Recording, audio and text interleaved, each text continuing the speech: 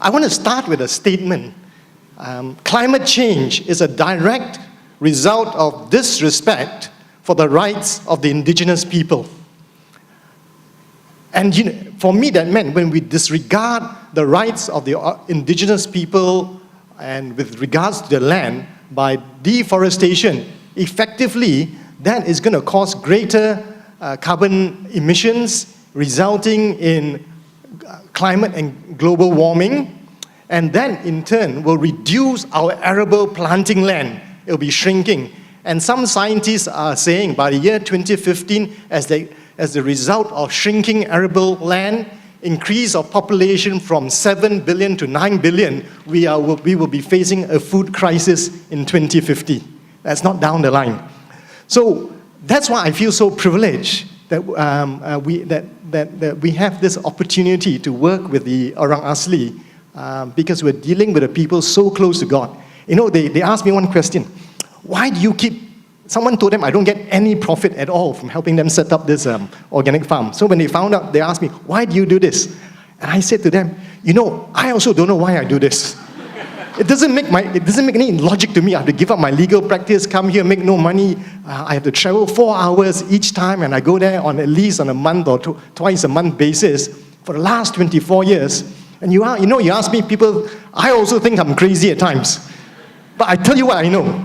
It's because God loves you so much that He moves the heart of people like me to want to come, and we do it joyfully. And not just me, I see many of you are so involved. It doesn't make sense. I mean, I'm amazed how God is bringing people from overseas, leading consultants, and they bring them to an unknown village, even not known by Malaysians, in this small village of 50 families called Ulu Gumum among the Jakun. I can't understand it, but someone up there loves them so much that He is moving heaven and earth so that they are not forgotten. The cries of the poor, the oppressed are heard by Him, the Almighty, who cares for justice, who cares for our forests, who cares for our world, and cares for all of us, because it has worldwide implications to everyone. Okay, so with that, let me just, where are we? Okay, I need you to just understand this a little bit better. The Orang Aslis were built to be rich, designed by God and created to be very sufficient, rich communities. They had lush forests, all the food they wanted, they could get anytime without needing to worry about working overtime, storing, saving, planning a 20-year insurance plan. They had everything.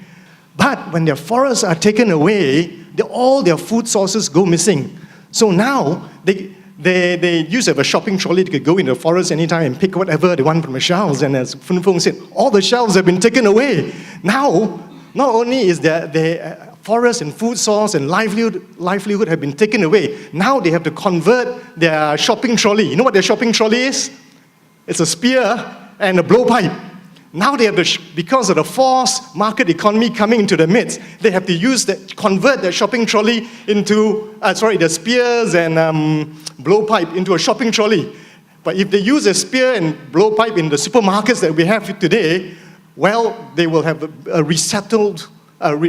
different type of resettlement by the government of Malaysia, and they'll put them in police lockups. So now they have to use these as new trolleys, and they have to come up with credit cards. But the problem is, many of them are so disadvantaged, they do not know, they do not have the capacity to earn money to exchange and barter for goods now, for their livelihood, for their food. And so they have become impoverished in that whole process under the guise and name of development. So with that understanding, to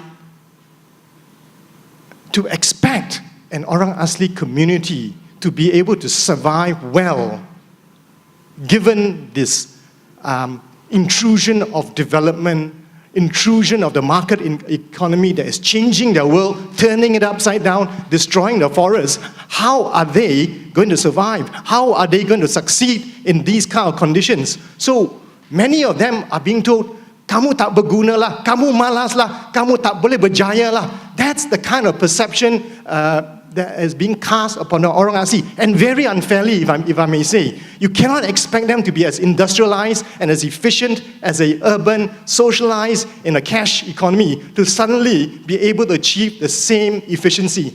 Impossible. And so you have this very negative perception from the outside. And tragic to all this, among the Orang Aslis themselves, they feel there is truth in it. And so that was a mighty challenge when we come and engage the Orang Asli. Okay, so with that, this understanding, the Orang Asli are now more aware of the need to adapt. But the question is how? They need capital, which they don't have. They need skill sets of how to do accounting, business, which they don't have. They don't have very little understanding of a cash flow, like many of us would understand.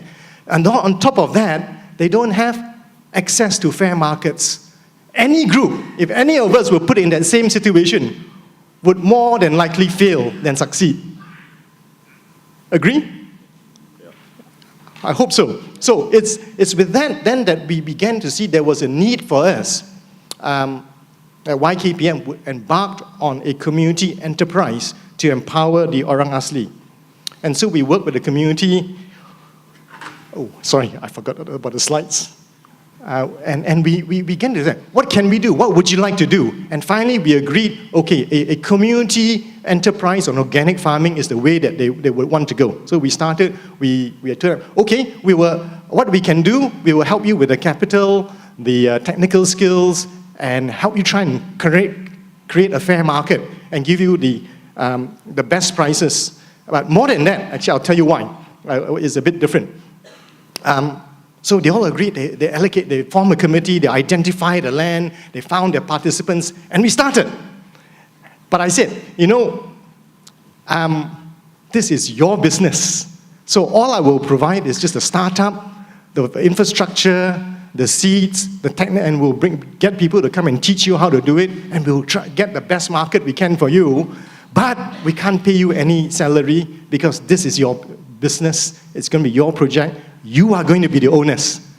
I am going to be a coolie. You become the owners. You don't get paid. Unfortunately, you don't have money. I also don't get paid, but that's all right. Let's carry the burden together. And so we agreed, we started, and so we started the land clearing, teaching, land preparation. I mean, they did all it by themselves. They would work part-time doing the rubber tapping or the forest foraging, and the other time they would come and prepare the land, build the infrastructure. It's amazing. They did it all by themselves. Of course, we supplied the money to buy the water tanks, but they built the water towers, they cleared the land. We are teaching them irrigation. Wow, the women were fantastic. The men were behind schedule. They were in preparing the plots of land and doing the changko. But their wives and the women came out with the changko and they put the men to shame. And I was joking with them, wah, you orang lelaki sangat pandai sini ya. Ini semua serah dengan itu pihak perempuan untuk buat. Wow, fantastic. But the women took it with a pinch of salt and said, ini orang lelaki tak guna punya lah. Kita perempuan yang kuat. So here they were leading it, break time. It's amazing. All this hard work, there were failures, there were mistakes, and we celebrate first fruits. What a celebration to acknowledge the God who provides for all things. And it's continuing discussions, motivation, week after week. You can see some here. They found my talks a bit too much. They had to be lying down. Not slain for the right reasons, but... And here's more products, and here we go. Okay, let me just go back. Where am I? Okay, we had a crisis. I mean, with any work, it's never easy. I make it look a bit simple, but it's never easy. We have problems after problems, and we had a crisis last month. The pest control went out of control. We were out of control. And they were destroying the crops as a result of that. And we found out the reason a bit late because they weren't applying the biopesticides properly and mixing it correctly. So as a result of that, no matter what we did, the insects began to grow and grow and until it began to destroy 3 of the crops. And because for last month, they were only able to get less than 300 per person from the sales of the vegetables. And as a result of that, they needed to go back and get other jobs to augment their income. But that was spiraling into a crisis, because if you don't have people working on a farm now and rectifying the situation, there will be even less production, and their income will spiral down. And so we took an exception. Okay, we said we want 6 of you, the core workers, because this farm is actually can give 6 people a very comfortable income. You want to triple the income. And so we'll engage 6 of you, but only for this month. We'll give 800 each, but you need to spend full time on the farm to get it back up to scratch.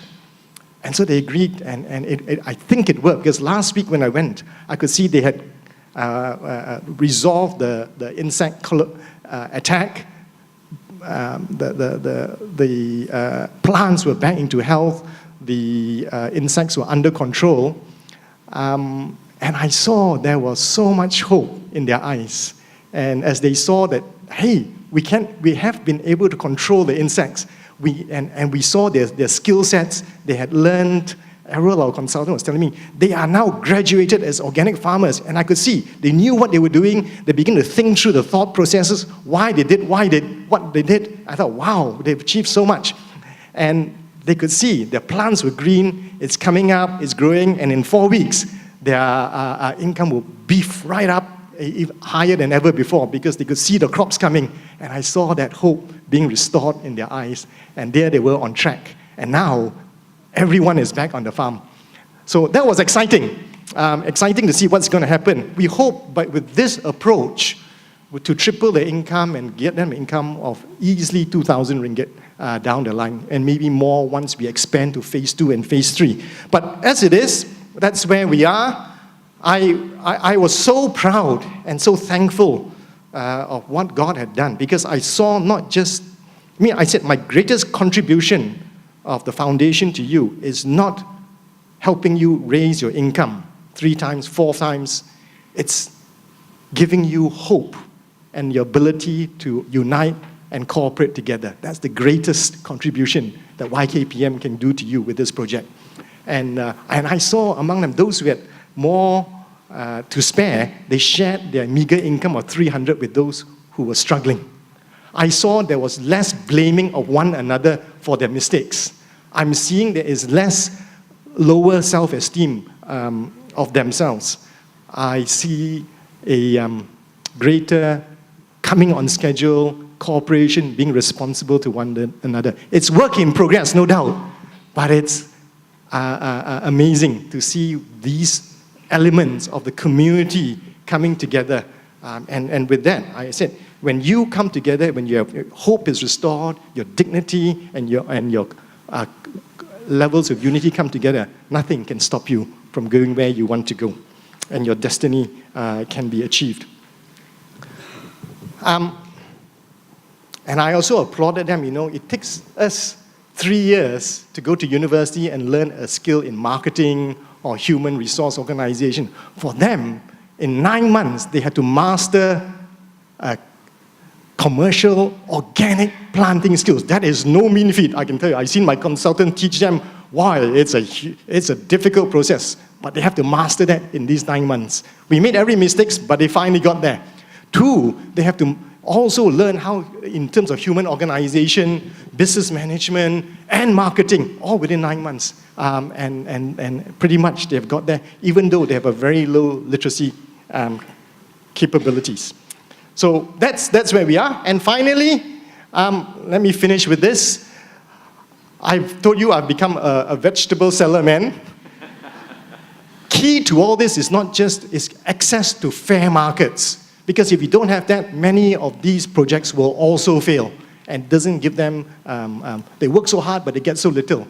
So one of the things we need to help them is help them access fair markets. We are having a little bit of a struggle here. We're targeting, currently we're having about 100 kg to 150 kg of vegetables every week coming in now. But we're in the position to scale it up to 500 kg to make it cost effective and to reach the economy of scale. We have 4 pickup points in Kuala Lumpur: Cheras, Petaling Jaya, Subang, and Kota Kemuning. So if you can, we need some help. Spread the word about these organic vegetables and help us find some good fair markets for them. Thank you so much. Thank you.